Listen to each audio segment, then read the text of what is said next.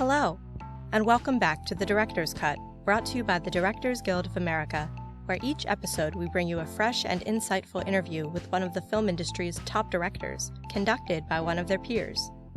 Remember to subscribe to our podcast on Google Play Music, iTunes, Stitcher, or on our SoundCloud page at soundcloud.com/thedirectorscut. And if you're enjoying The Director's Cut, please take a moment to like, share, or comment. We love hearing your feedback.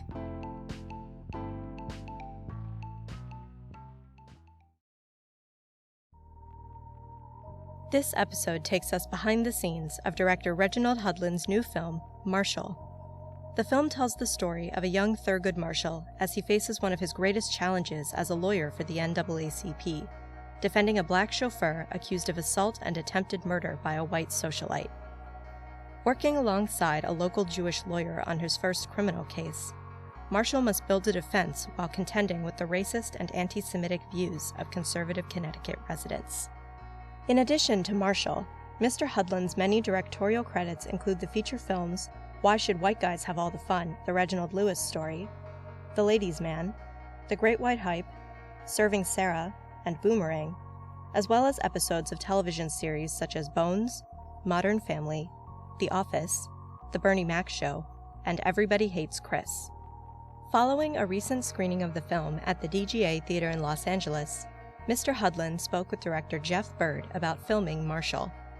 During their conversation, Mr. Hudlin discusses how he convinced star Chadwick Boseman to take on the role, the challenge of avoiding the cliché trappings of the medicine movie, and the experience of shooting his first indie film after working within the studio system for so long.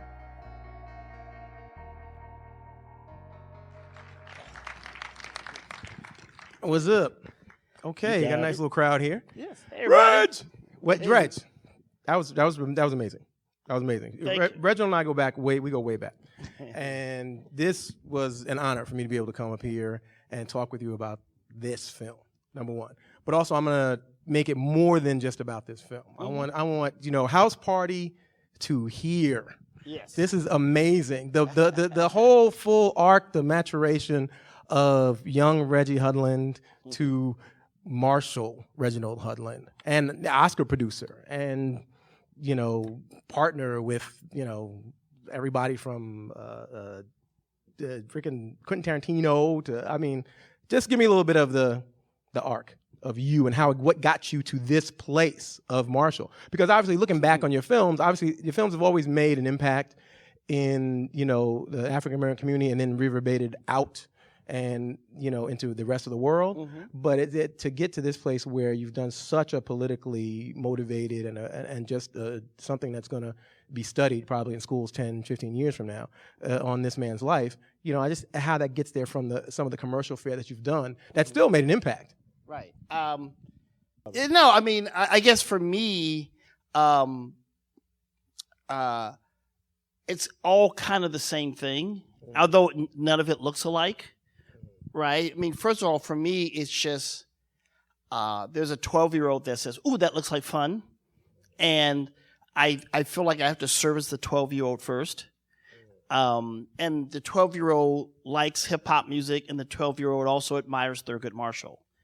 So it's all this is as much a desire from my childhood as doing House Party or Boomerang is, or producing the Oscars, or doing the Boondocks. It's just all like, I just feel like that's what got me here in the first place. So I have to maintain that impulse, and for me,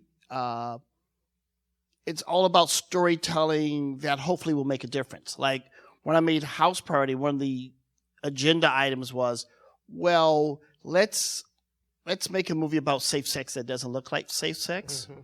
So, 2/3 of the movie, he finally gets the girl and they're alone in a bedroom and his condom breaks and he doesn't have sex with her.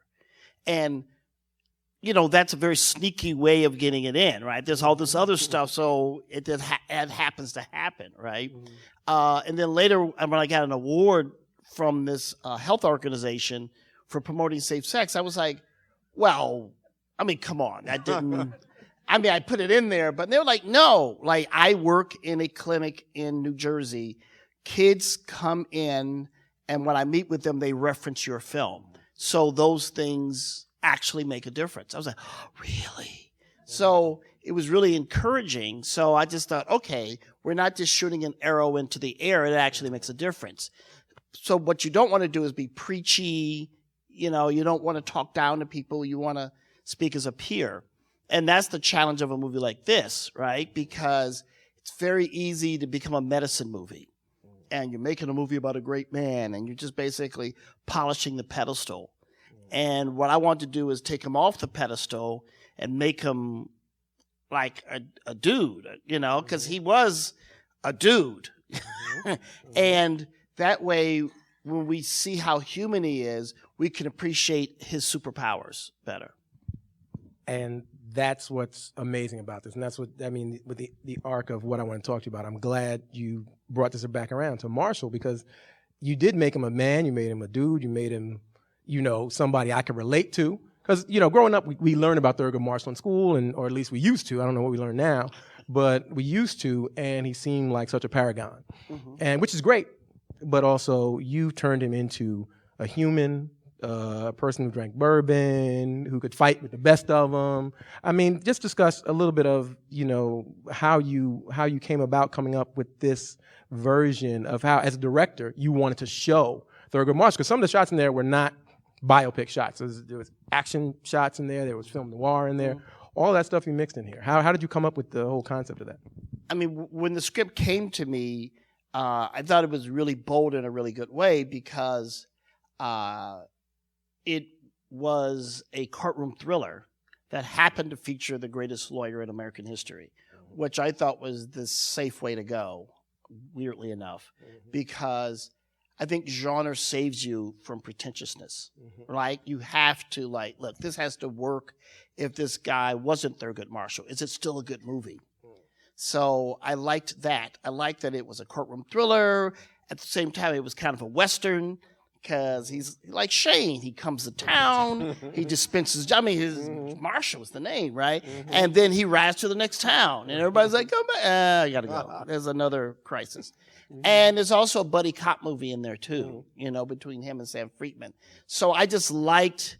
I mean, as we were shaping the material, like, well, look, here's all these things that are there historically. Let's do all that, and by doing all that and avoiding the cases that we know the outcome of, right? Instead, let's do a case where we don't know the outcome. We don't know if he's innocent or guilty. We don't know whether the jury cares if he's innocent or guilty. So now the audience is kind of leaning in.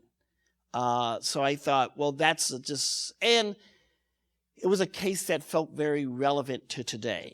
I mean, I definitely feel like this could, I mean, from the tabloid nature of it to all of it felt very now. So I just thought, oh, this is a great way of telling this man's story that will feel fresh.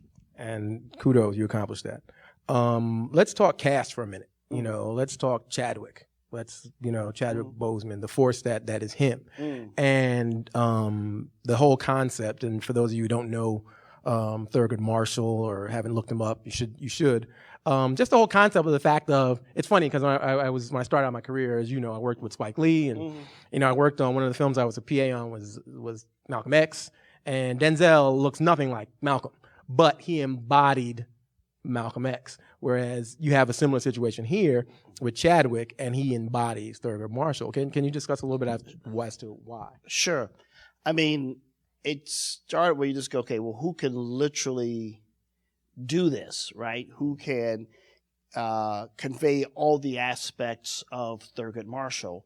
And I had met Chadwick a little earlier when he got cast as the Black Panther, because I wrote the Black Panther comic book for many years. So we just kind of clicked about that, and we just kind of really vibed on each other, and we wanted to find a way to work together. So when I got this script, I was like, well, we kind of have to call this guy. And Chadwick made it clear he did not want to do the part. Wow. He did not want to do another historical character. He had done Jackie Robinson. He had done James Brown. He didn't want to be the biopic guy. So I said, well, just read it. and which he did, and he was like, "Oh, it's good." And it's just so rare you get I mean, that's how I felt. Like once you read it, you go, "Oh, we kind of have to play this through a little bit."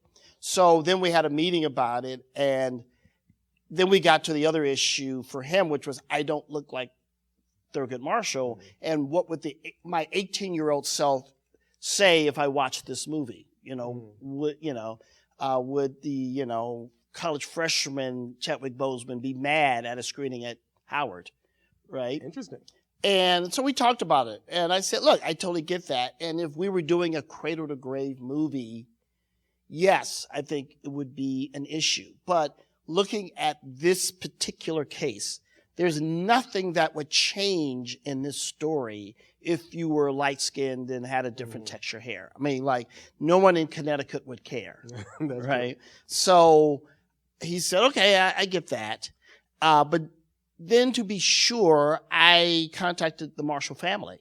And I asked them, look, well, we're thinking about casting this guy. How do you feel about it? And they wrote a very nice letter back, which we shared with Chadwick, which they wanted him to play the role. And they said if their father heard that the best person for the job wasn't going to get it because he was too dark, he would be furious. So I shared that with Chadwick, and he was like, well, okay, let's go to work. Beautiful. Yeah. And the other part of it was, he had never played a character like this. I mean, the fact is, you could say, yes, they're all historical, but the fact is, a guy who is, that verbal, that, rambunctious, he'd never gone there in a film before. And also, the challenge of, this movie sort of the equivalent of, okay, you're Muhammad Ali, but you're going to get in the ring with your hands tied behind your back, right? So when you say you're Thurgood Marshall, but you can't speak in the courtroom, that's an incredible challenge for a lawyer and for an actor.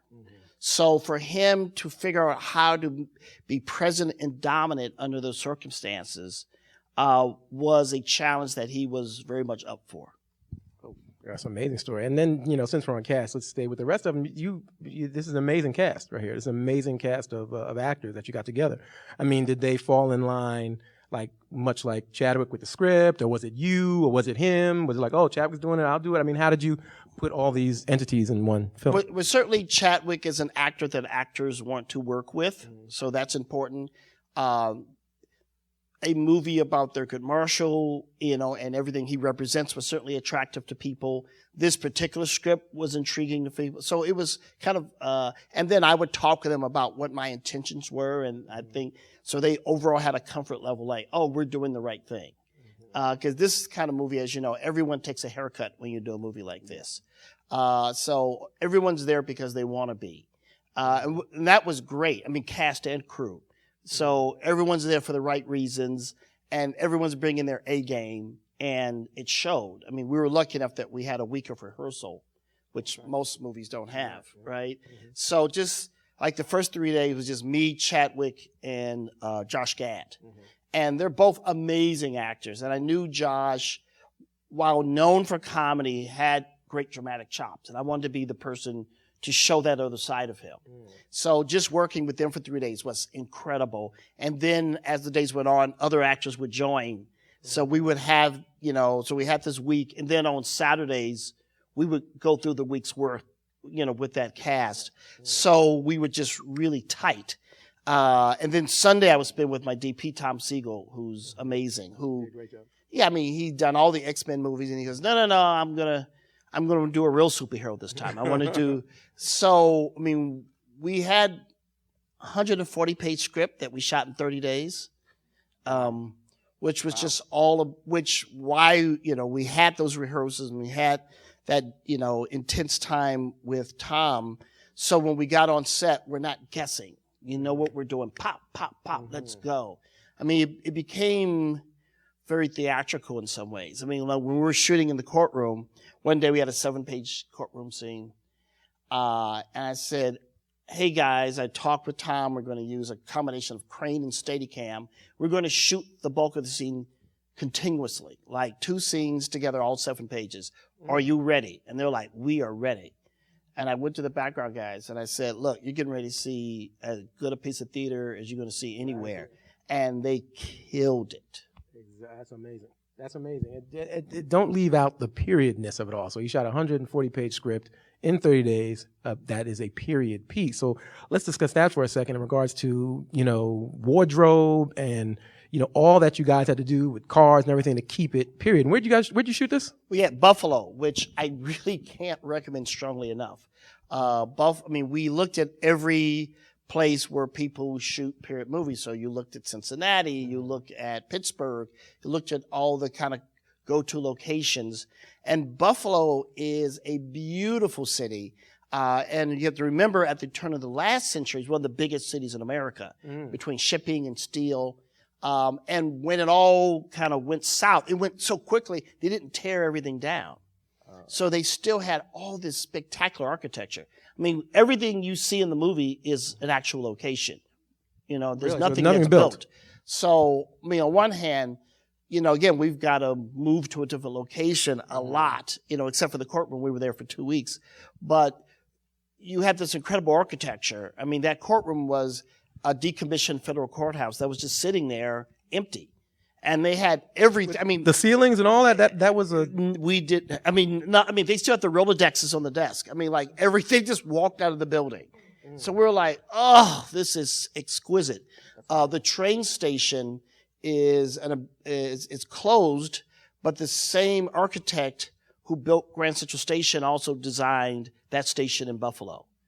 Wow. So again, you just had this incredibly rich architectural bounty that has not been overshot. It's not Toronto. It's not the usual go-to. So it was a great place to shoot. The city rolled out the red carpet. I mean, it was fantastic. And then the people were great.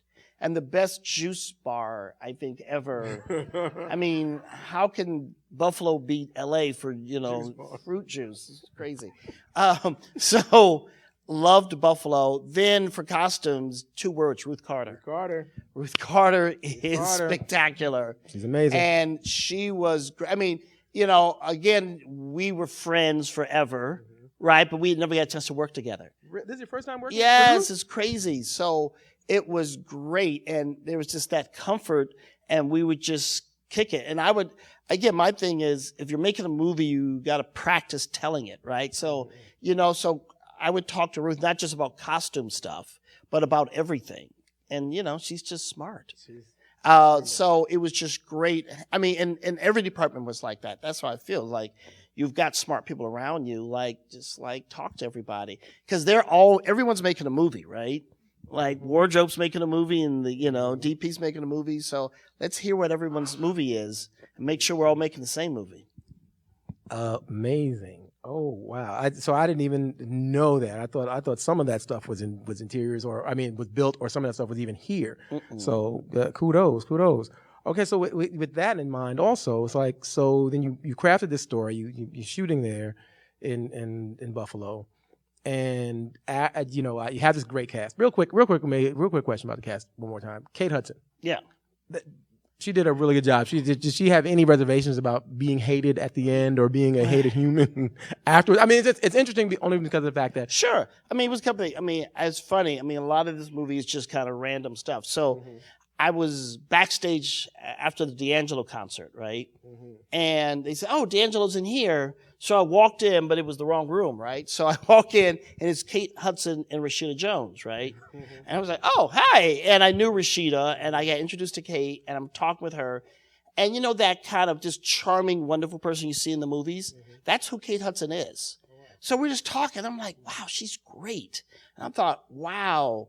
Even though she's never done anything like this, she would be great because we love Kate Hudson. And if we hear that she's assaulted, we want to protect her, right? So I just thought, wow, she would be a great partner. So fortunately, Paula Wagner had a relationship with her, so we went up to her and we sat down and talked about it. And she was very honest. I mean, she says, look, this person, I can't relate to her at all. I mean, she's a morally repugnant, awful, awful person. And, but she also knew, if a part scares her, you should take it. So we really talked about all the different layers of her as a character. And we talked about, from Scottsboro Boys to Emmett Till to Susan Smith, the woman who drowned her kids and said a black guy did it, And so we just had a really straightforward conversation about it. And she felt comfortable enough with me that she was down to do it. And, the thing that I really admire about her performance, besides just a fantastic piece of acting, particularly in that courtroom, it was a really physical role. And because of this short schedule, she arrived and hey, this is, Sterling Brown, he's going to rape you today. And, and we just had to just go for it. And she was so, we go, yeah, she's Goldie Hawn's daughter. She's also Kurt Russell's daughter. Mm-hmm. So when it's okay, now you're going to jump into a lake. And we've tested the lake and it's okay.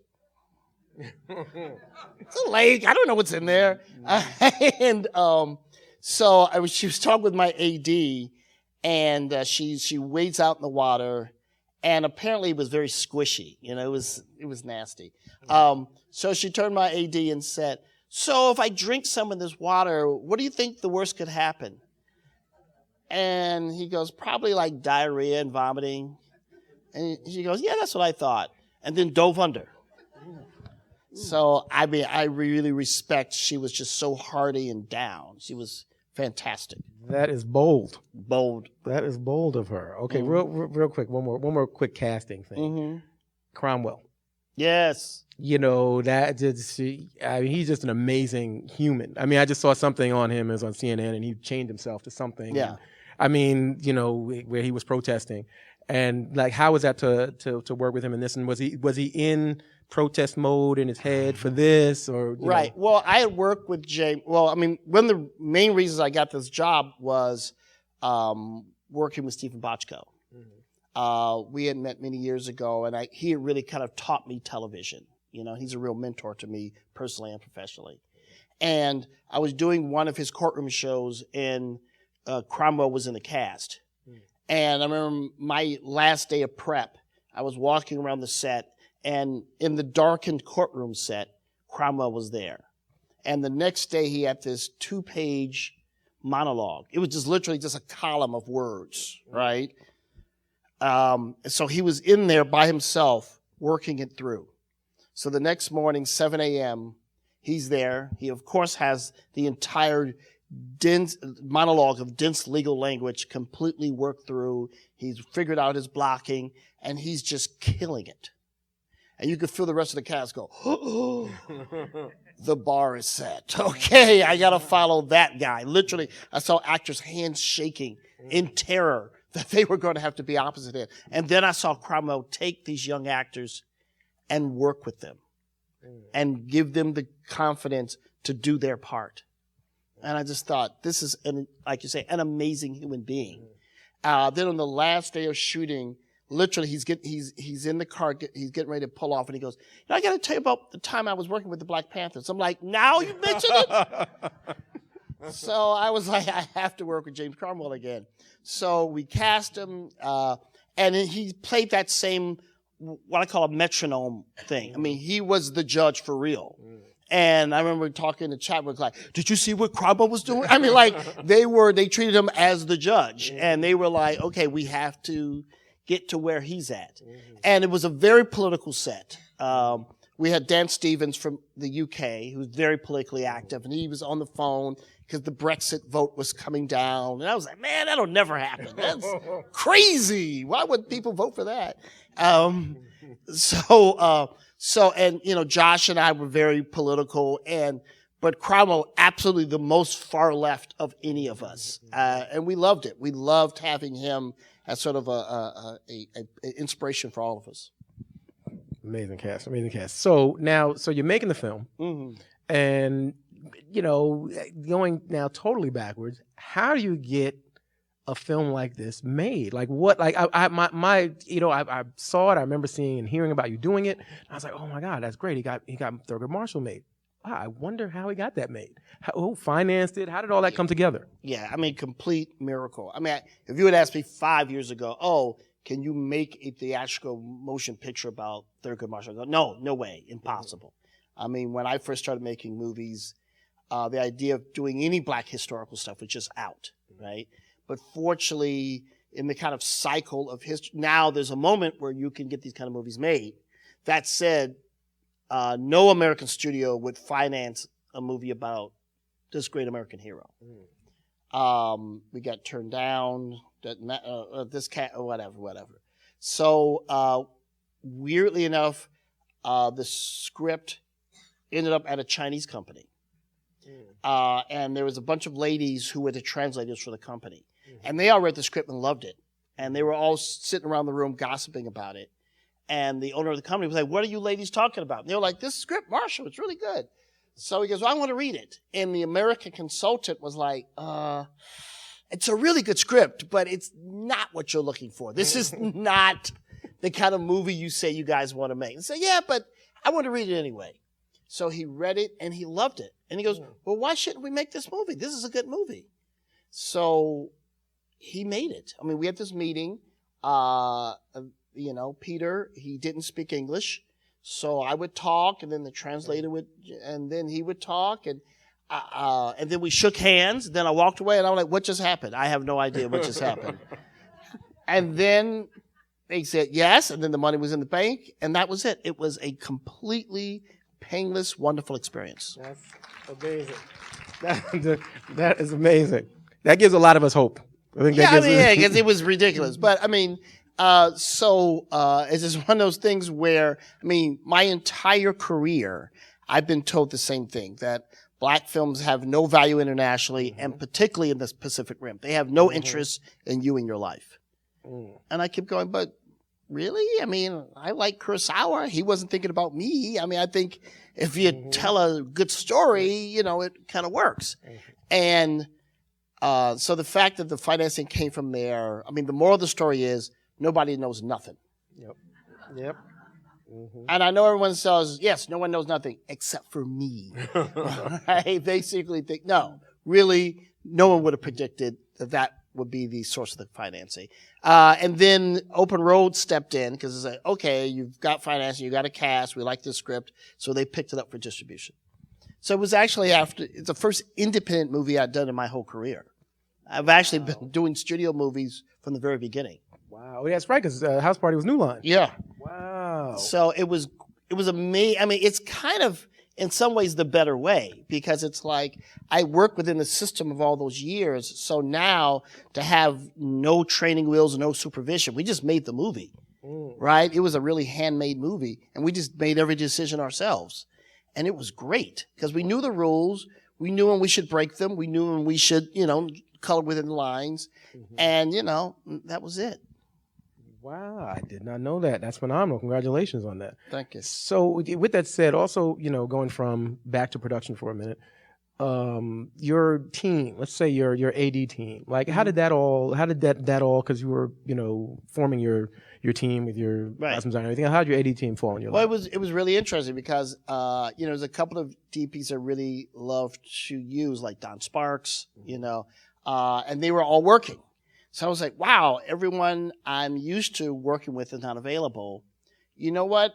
But I do a lot of television, and, there was an AD I really loved. He was just really great. I was like, let's just bring him. I said, have you worked on features before? And he's like, yeah. I was like, that's true. Okay, it's true enough. Let's just go do it. And he was fantastic, and to give someone an opportunity, so it was great. You just want to have people around you who are good at a job and have their back. Right? Was he from TV? Was he out here in LA? Then you took him to Buffalo? He actually lives in Austin, but yeah, we had worked out here on a couple of shows and was great. So I was like, come on, let's go. Oh, okay. Well, that's that. At least now you can feel that TV feature, kind of a feeding one another, because now everybody's like, oh, TV's taking over. But that's really good that you brought your AD from TV onto your feature. Yeah, I mean, I think television is the dominant medium today, period. Forget movies. I mean, music, painting, whatever art form. I mean, TV is just dominant, music. TV is just dominant right now. So, I mean, shouldn't cry about it. It's just like, okay, let's pull up our socks. You know, how do, you know, I mean, I think everyone in features is feeling the pressure, right? Because people now with streaming, they have a choice to stay at home. It's like, glad you guys are here. You could be home watching Stranger Things too. Maybe you watch it already. I don't know. I mean, so the thing is, how do we bring the originality that the audiences clearly want, and enough spectacle that, you know, that won't wait to see it at home. So it's a really tough situation for us, but we just got to just start with a great story and just hope for the best. And real quick, I love that you added, you know, certain like cameos in there, but also it was twofold. It was a cameo of the actual human, the actual historical figure, as well as like when you had, you know, Chili playing Zora Neale Hurston, and that was interesting. I was like, oh, that's an interesting beat, and also the beauty of it is, it helped you to remember the era. They all were together in that era. Langston Hughes, everybody. Was there a specific, you know, reason you had that scene in there? Yeah, I had to really fight for that scene. 'Cause they were like, well, why do you need it? I'm like, well, for a lot of reasons. One is, this is during the Harlem Renaissance. It's just kind of this, and it's important for Langston because he's got, you know, he's living here in Sugar Hill in Harlem. It's this utopian moment. Like literally, he went to college with Langston Hughes and Cap Calloway. Amazing. You know, he's a celebrity lawyer. He doesn't need to leave his beautiful wife, get on a train, and literally go to hell, right? To a place where they will lynch you if you're walking around after dark. So he's not just a guy with his back against the wall. He's a guy making a choice. Also, I just wanted to show a little bit of that world, which we've almost never seen on screen. And I thought, well, this one scene will hopefully make people go, well, I'd like to see a whole. I'm like, yes, that would be a fine idea. So, and with Chile, it was interesting because I knew I wanted Jussie, because we were just hanging out when I was doing the NAACP Image Awards. And I was like, God, he's so talented. He's such a great guy. And I said, well, hey, would you do me a favor? Would you do a cameo as Langston Hughes in my movie? And he just got quiet. And I was like, what? He goes, did you know my middle name was Langston? I go, no. Did you know I was named after Langston Hughes? No. Did you know I go around schools reciting Langston Hughes poetry? No. And then he said, okay, I'll do it, but you have to do a Langston Hughes movie next. I'm like, that's a deal. Exactly. I'll take that deal. Exactly. So he was in. And with Zora, she originally didn't have any lines. And again, I could have cast a local. I was like, Zora Neale Hurston. Like, we've got to convey the star power. So I just called in a favor. I said, hey, Chili, would you fly in and do this? She goes, Reggie. I don't even think about it. So she just literally hopped on a plane, boom, and there was nothing written. So I said, look, here's the story. You know this. You walked into the hot club. You see your friends in the VIP. There's someone there you don't like. You're going to go over there and fuck with him. She goes, got it. And we just improv'd. So. Great job. Great job. And, you know, the ending, you know, where you included, you know, Trayvon's parents. I mean, speak about that for a second. Same thing. These are the last two people we're meeting in the movie, right? And again, I could cast local actors. And then I said, it feels like a bigger moment than that. And I thought, well, I can call some celebrity friends of mine to do a bit cameo, like I had done earlier. And I actually threw some names past Ruth Carter. She goes, oh, don't do that. Oh, everybody calls them. I'm like, those are the biggest stars. So I go back in my office and I go, all right, she's right. She's right. Don't go shiny, go deep. So I saw Chadwick and I said, what do you think if we called Trayvon Martin's parents and have them do it? And he got goosebumps, and everyone got goosebumps. Like, that's the way to go. So fortunately, I had Benjamin Crump's number. I had met him briefly. So I called him, and he says, oh, that sounds incredible. Of course, as an attorney himself doing civil rights cases, he is deeply inspired by Thurgood Marshall. So anything to do that, he would be in. And he said, and I'm going to be in the movie too, and I'm playing Z. Alexander Luby. Now, a lot of you say, who is Z. Alexander Luby? Z. Alexander Luby was sort of the Thurgood Marshall of the South. And in fact, they worked together on a bunch of cases. And Thurgood has said if he ever got in legal trouble, he wanted Luby to represent him. And in one case in Columbia, Tennessee, Thurgood ended up in the back of a police car that was driving deep into the woods. Now, that's the kind of trip, that's a one-way trip. You don't come out the woods. Luby somehow followed him and got Thurgood out of the car and out of the woods and saved his life.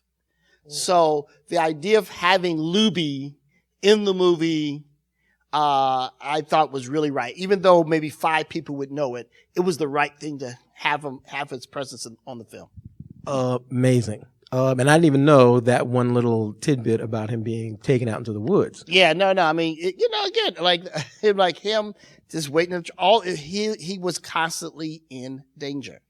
But getting back to the Martin family, I mean, obviously they're wonderful, wonderful people. But at the same time, your heart just aches when you're around them because, the loss and the haunted nature of what it is. And particularly, I mean, for all of us, the entire cast and crew, but particularly for Chadwick, because he, as an actor, had to say to them, I'm going to help save your son. And he knew that he couldn't. And as a man, that was hard. So it just made it very real. Jeez. Oh, well, hats off, Mr. Hudlin. Thank you, sir. Hats off for everything you did. I mean, they give me the wrap-up thing. I can sit here and talk to you forever on this subject and many others, but amazing job. I mean, your cinema skills and your craft is still at the top level.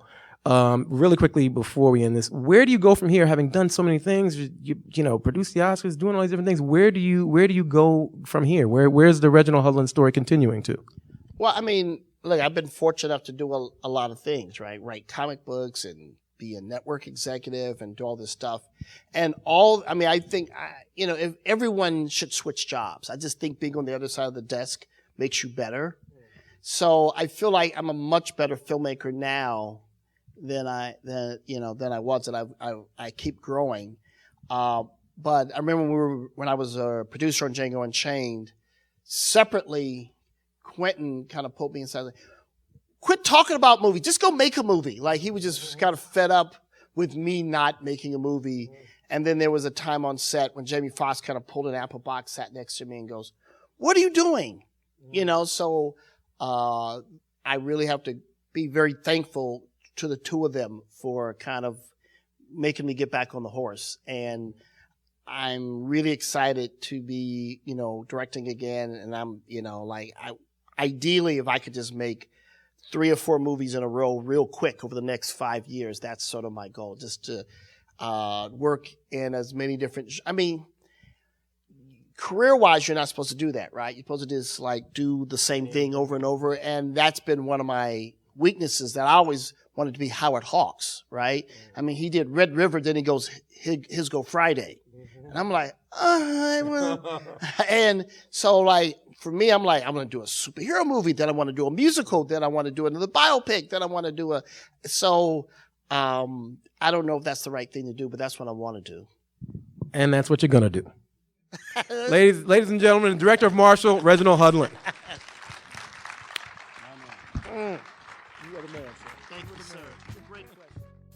Thanks for listening to another DGA Q&A. Don't forget, you can check out past episodes of The Director's Cut wherever you listen to podcasts. We have a lot more exciting Q&As during the month of November, so be sure to subscribe to our podcast to stay up to date on the great discussions we have coming up. And if you're enjoying the podcast, please like, share, and leave us a review. We'd love to hear your feedback. Thanks again for listening, and have a great week. This podcast is produced by the Directors Guild of America. Music is by Dan Wally.